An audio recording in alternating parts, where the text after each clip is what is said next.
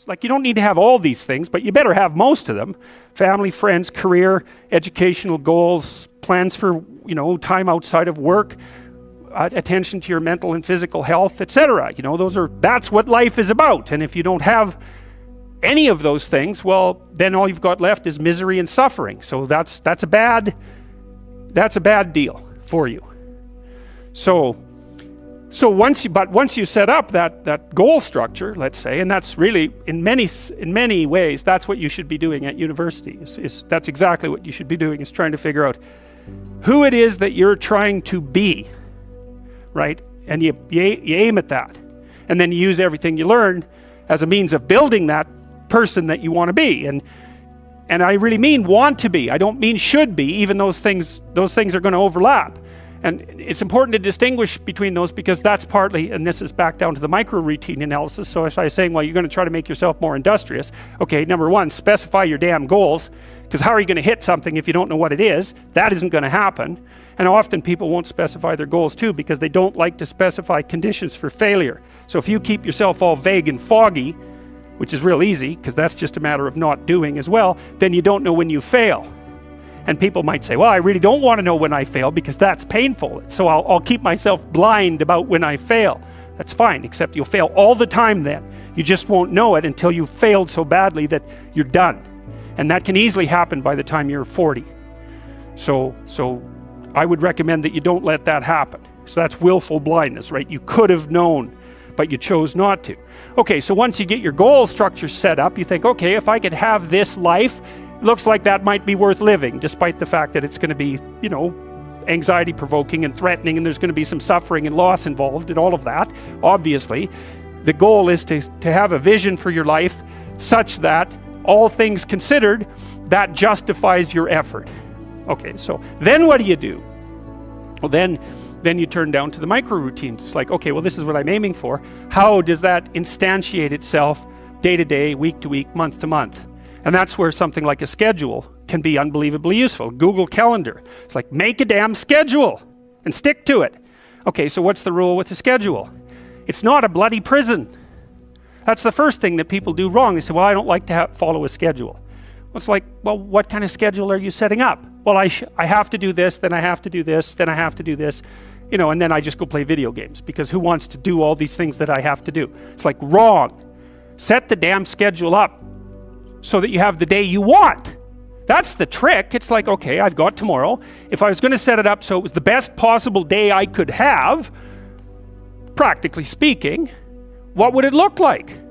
Well, then you schedule that. And obviously there's a bit of responsibility that's going to go along with that, because if you have any sense, one of the things that you're going to insist upon is that at the end of the day, you're not in worse shape than you were than at the beginning of the day, right? Because that's a stupid day. If you have a bunch of those in a row, you just dig yourself a hole and then you bury yourself in it. It's like, sorry, that's just not a good strategy. It's a bad strategy. So maybe 20% of your day has to be responsibility and obligation, or maybe it's more than that, depending on how far behind you are. But even that, you can ask yourself, okay, well, I've got these responsibilities. I have to schedule the damn things in. What's the right ratio of responsibility to reward? And you can ask yourself that, just like you'd negotiate with someone who is working for you. It's like, okay, you got to work tomorrow. Okay, so I want you to work tomorrow. And you might say, okay, well, what are you going to do for me that makes it likely that I'll work for you? Well, you could ask yourself that, So maybe you do an hour of responsibility and then you play a video game for 15 minutes. I don't know, whatever turns your crank, man. But, you have to negotiate with yourself and not tyrannize yourself. Like you're negotiating with someone that you care for, that you would like to be productive and have a good life. And that's how you make the schedule. It's like, and then you look at the day and you think, well, if I had that day, that'd be good. Great. And you're useless and horrible, so you'll probably only hit it with about 70% accuracy, but that beats the hell out of 0, right? And if you hit it even with 50% accuracy, another rule is, well, aim for 51% the next week, or 50.5% for God's sake, or because you're going to hit that position where things start to loop back positively and spiral you upward. And so that's one way that you can work on your conscientiousness, is plan a life you'd like to have. And you do that partly by referring to social norms. That's more or less rescuing your father from the belly of the whale. But the other way you do that is by having a little conversation with yourself about, as if you don't really know who you are, because you know what you're like. You won't do what you're told. You won't do what you tell yourself to do. You must have noticed that. It's like you're a bad employee and a worse boss, and both of those work, for you. You don't know what you want to do, and then when you tell yourself what to do, you don't do it anyways. You should fire yourself and find someone else to be.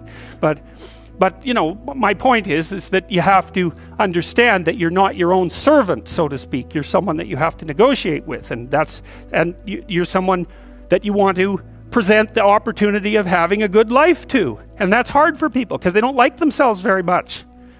So, they're always like cracking the whip and then procrastinating, and cracking the whip and then procrastinating. And it's like, God, it's so boring and such a pathetic way of spending your time. And you know what that's like because you probably waste like 6 hours a day.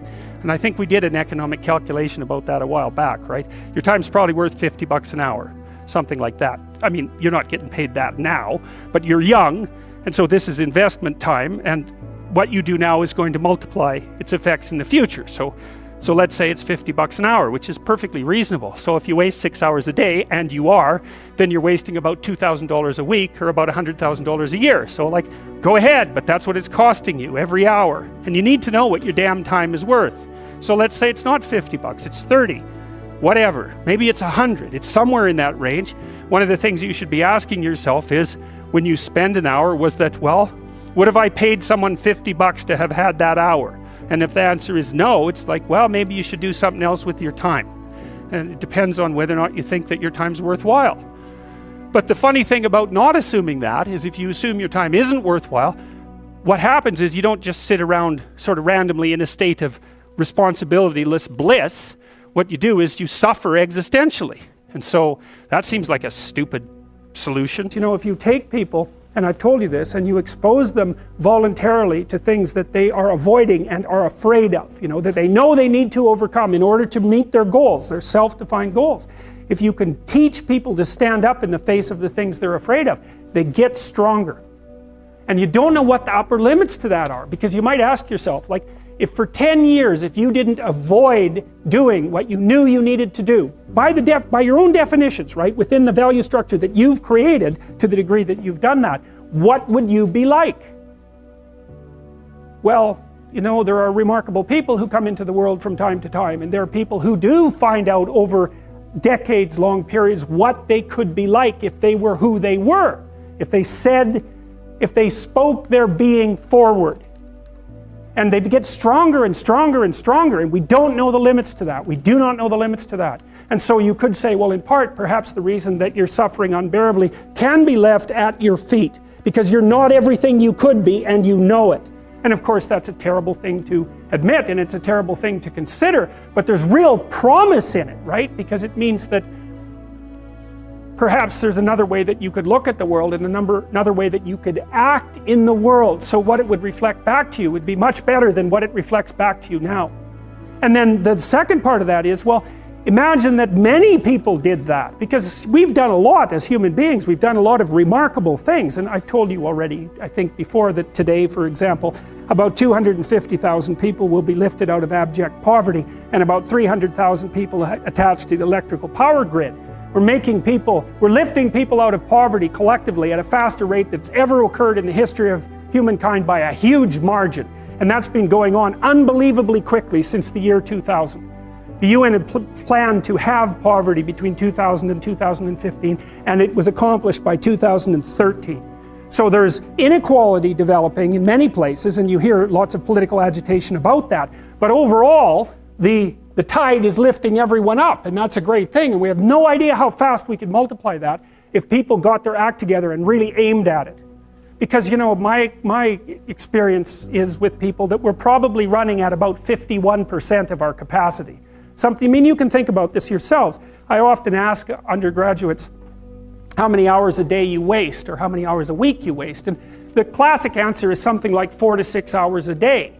Inefficient studying, watching things on YouTube that not only do you not want to watch, that you don't even care about, that make you feel horrible about watching after you're done. That's probably 4 hours right there. You think, well, that's 25 hours a week, it's 100 hours a month, that's 2.5 full work weeks, it's half a year of work weeks per year. And if your time is worth $20 an hour, which is a radical underestimate, it's probably more like 50 if you think about it in terms of deferred wages. If you're wasting 20 hours a week, you're wasting $50,000 a year. And you are doing that right now. And it's because you're young, wasting $50,000 a year is a way bigger catastrophe than it would be for me to waste it, because I'm not going to last nearly as long. And so if your life isn't everything it could be, you could ask yourself, well, what would happen if you just stopped wasting the opportunities that are in front of you?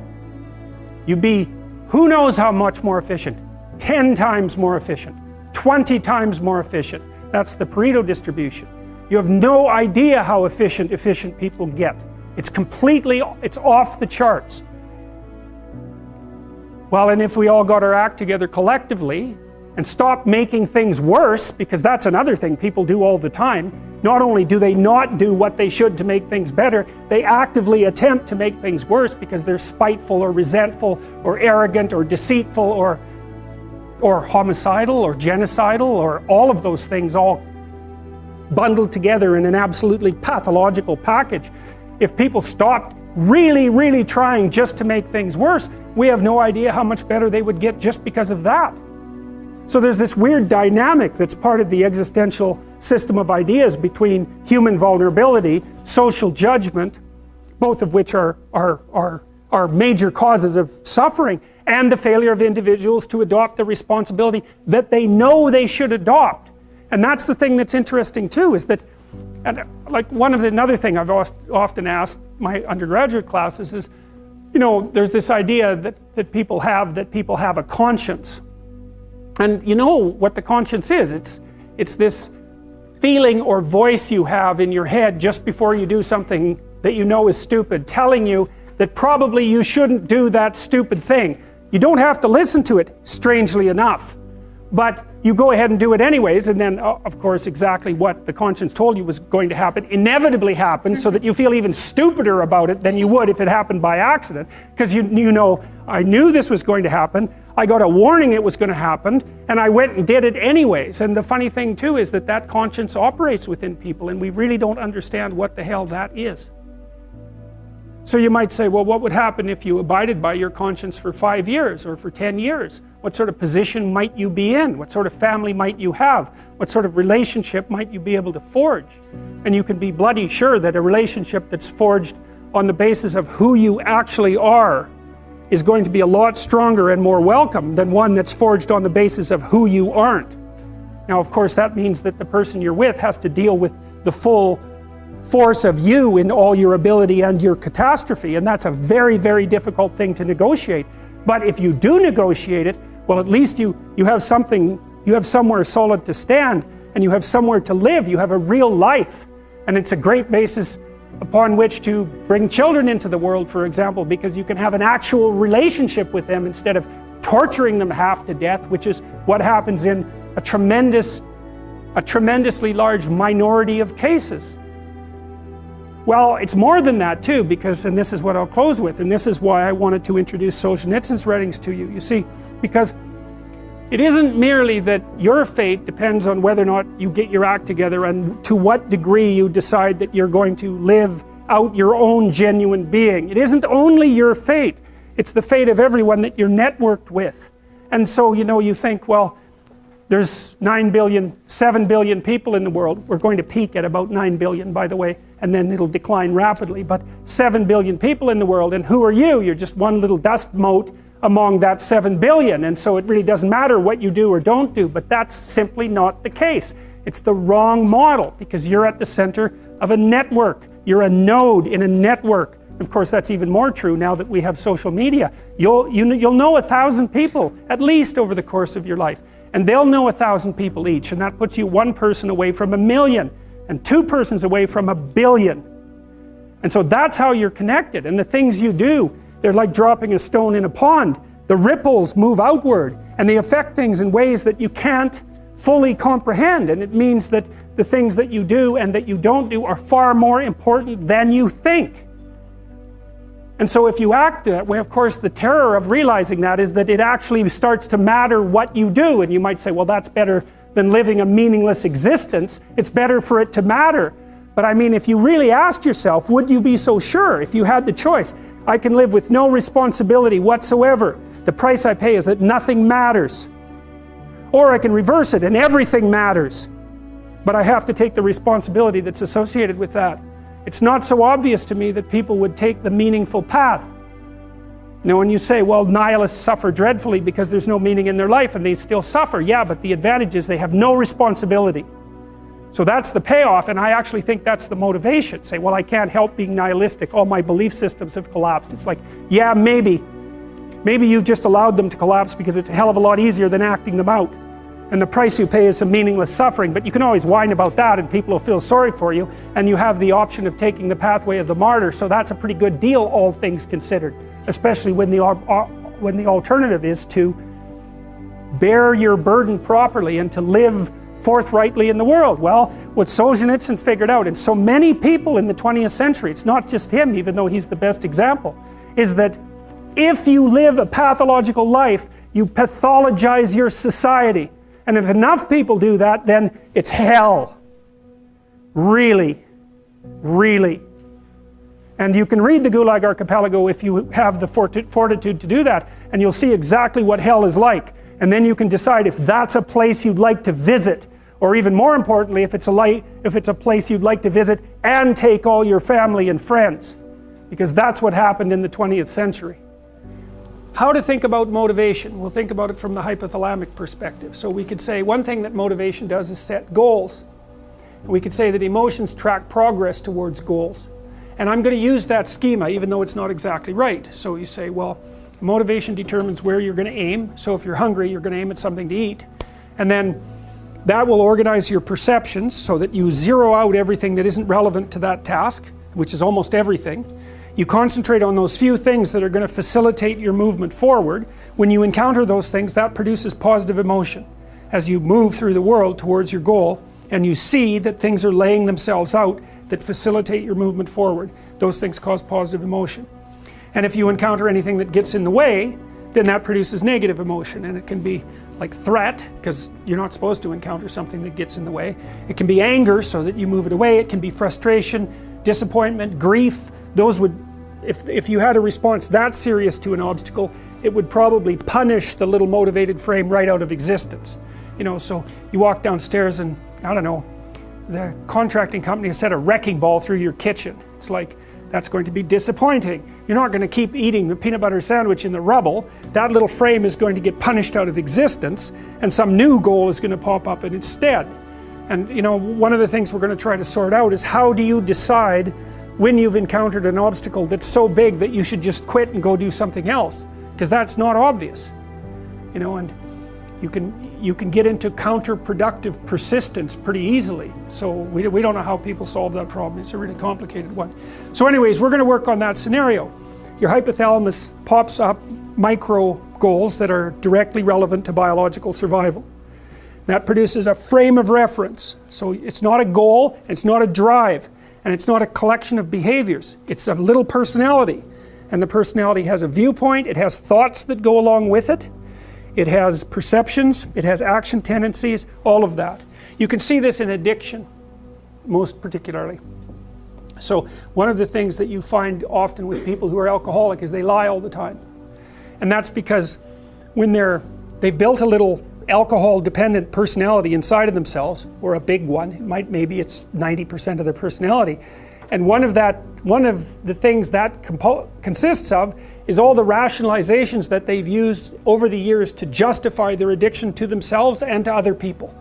And so the addiction has a personality. You know, and so when the person is off, or maybe they're addicted to meth or something like that, where we know the addiction is more, it's more short-term powerful than I would say than an alcohol addiction. They'll say anything. And the words are just tools used to get towards the goal. And if they happen to be deceptive, whatever, it doesn't matter. They're just practical tools to get towards the goal. And then when you get towards the goal and you take a nice shot of meth or something like that, you reinforce all those rationales that you used to get the drug, and then the next time you're even a better deceiver and liar. So, okay, so we're going to say motivations, one way of thinking about it is they set goals, but it's not the right way of thinking about it. They produce a whole framework of interpretation.